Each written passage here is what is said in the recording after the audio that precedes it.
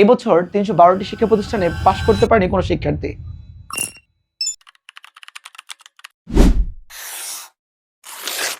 SSC 2026 তোমাদের result প্রকাশের পর থেকে অনেকেই ভাবছ তোমার প্রত্যাশা অনুযায়ী নাম্বার আসেনি, কিংবা যে সকল শিক্ষার্থী 1 মার্কের জন্য তোমাদের কাঙ্ক্ষিত লক্ষ্য জিপিএ 5 পৌঁছাতে পারোনি, তারাও ভাবছে এই মুহূর্তে তোমাদের কি করা উচিত।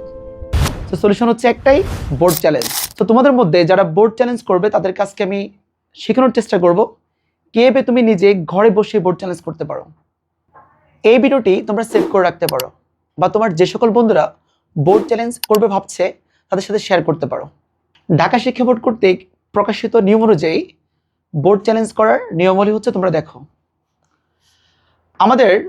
তবে তোমাদের এর আগে একটা কথা মনে রাখতে হবে, আমাদের হচ্ছে বোর্ড চ্যালেঞ্জ করার যে সময়সীমা সেটা হচ্ছে ঠিক আজ 11ই আগস্ট 2026 থেকে শুরু হচ্ছে, এবং তার সময়সীমা থাকবে 17ই আগস্ট 2026 পর্যন্ত। এখানে তোমাকে যে নিয়মগুলো ফলো করতে হবে, যে ওয়েবসাইটে তোমাকে বোর্ড চ্যালেঞ্জ করতে হবে, তার একটা তালিকা দেওয়া আছে। তোমরা প্রথমে যে কাজটা করবে, তোমরা হচ্ছে তোমাদের যে নির্ধারিত যে ওয়েবসাইট রয়েছে, এই ওয়েবসাইটের বা এই পিডিএফের যে ফাইলটা রয়েছে আমি আমার কমেন্টস বক্সে দিয়ে দেবো। তোমরা এখান থেকে কালেক্ট করে জাস্ট এই ওয়েবসাইটে প্রবেশ করবে, এবং তুমি নির্ধারিত স্থানে গিয়ে তোমার রোল নাম্বার, রেজিস্ট্রেশন নাম্বার পূরণ, এবং তোমার সিলেক্টেড যে বোর্ড আছে সেখান থেকে তুমি বোর্ড নির্বাচন করবে। অতঃপর তুমি সাবমিট বাটনে ক্লিক করে তুমি জাস্ট সাবমিট করে ফেলবে। এরপর তোমাকে যে কাজটা করতে হবে, তুমি সাবমিট করার পরে তোমার হচ্ছে মোবাইল নম্বর চাওয়া হবে, এবং তুমি যে মোবাইল নাম্বারটা দিবে তোমার সেই মোবাইল নাম্বারের মাধ্যমে তোমাকে SMS প্রদান করতে হবে, এবং পুনর্নিরীক্ষণ হওয়ার পরে যে ফলাফলটা আসবে তোমাকে সেটা SMS এর মাধ্যমে জানিয়ে দেওয়া হবে। এরপর তুমি যখন হচ্ছে সাবমিট করবে, তোমার বিষয়ভিত্তিক যে ফলাফলটা আছে সেটা পুরোপুরি হচ্ছে স্ক্রিনে দেখা যাবে। দেখা যাওয়ার পরে তুমি এক বা একাধিক যে বিষয় যেগুলো পুনর্নিরীক্ষণ করবে, অর্থাৎ বোর্ড চ্যালেঞ্জ করবে, সেই পুনর্নিরীক্ষণের জন্য তোমাকে তোমার যে সাবজেক্টগুলো রয়েছে সেগুলো নির্বাচন করে তোমাকে ফি প্রদান করতে হবে, এবং ফি প্রদানের একটা বাটন সেখানে অবশ্যই থাকবে। তুমি ফি দেওয়ার পরে তোমাকে যে কাজটা করতে হবে সেটা হচ্ছে প্রত্যেকটা পত্রের জন্য তোমাকে 150 টাকা করে দিতে হবে। এক্ষেত্রে মনে রাখতে হবে, যদি কোনো শিক্ষার্থী যে সমস্ত বিষয়গুলোতে Bangla first paper, second paper এবং English first paper, second paper রয়েছে, সেখানে তোমাকে পৃথক পৃথক আবেদন করতে হবে। অর্থাৎ বাংলা ফার্স্ট পেপারের জন্য একটা আবেদন করতে হবে তোমাকে, এবং সেকেন্ড পেপারের জন্য তোমাকে আলাদা আবেদন করতে হবে। এরপর নোটিশে আমাদের যা বলা আছে সেটা হচ্ছে, পরবর্তী স্ক্রিনে তুমি যে ফিটা প্রদান করেছো তা দেখা যাবে, এবং ফি প্রদানের ক্ষেত্রে তুমি এই ধরনের হচ্ছে ওইগুলো ইউজ করতে পারবে।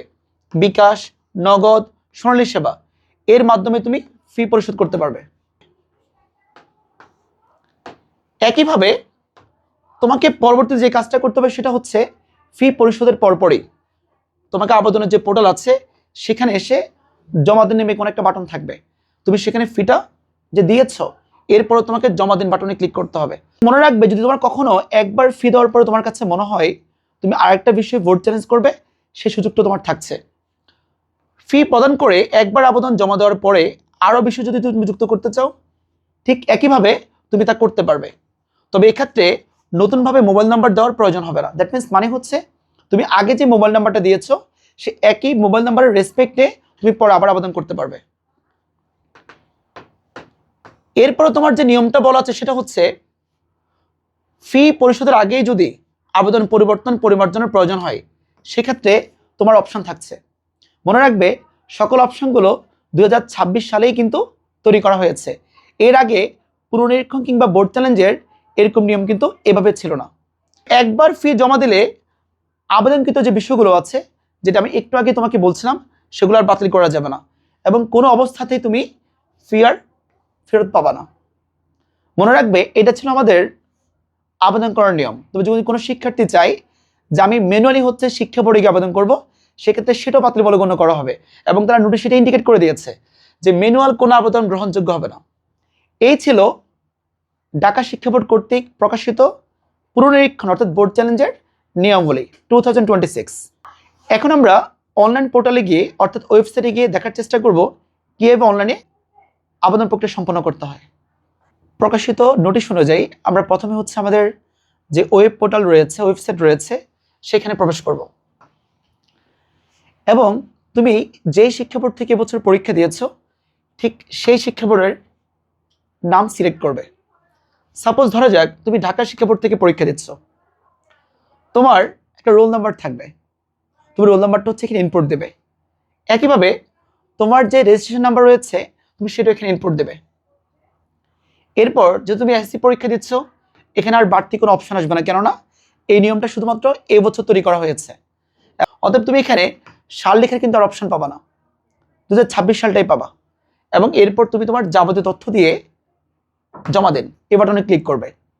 এরপর তোমার কাছ থেকে তোমার মোবাইল নাম্বার চাওয়া হবে, তোমার সাবজেক্টগুলো চলে আসবে, তোমার পেমেন্ট মেথড আসবে। সব কিছুর মাধ্যমে তুমি নিজে নিজে ঘরে বসেই তোমার এই বোর্ড চ্যালেঞ্জ অর্থাৎ পুনর্নিরীক্ষণ যে প্রক্রিয়াটা আছে সেটা সম্পন্ন করতে পারবে। ধন্যবাদ সবাইকে।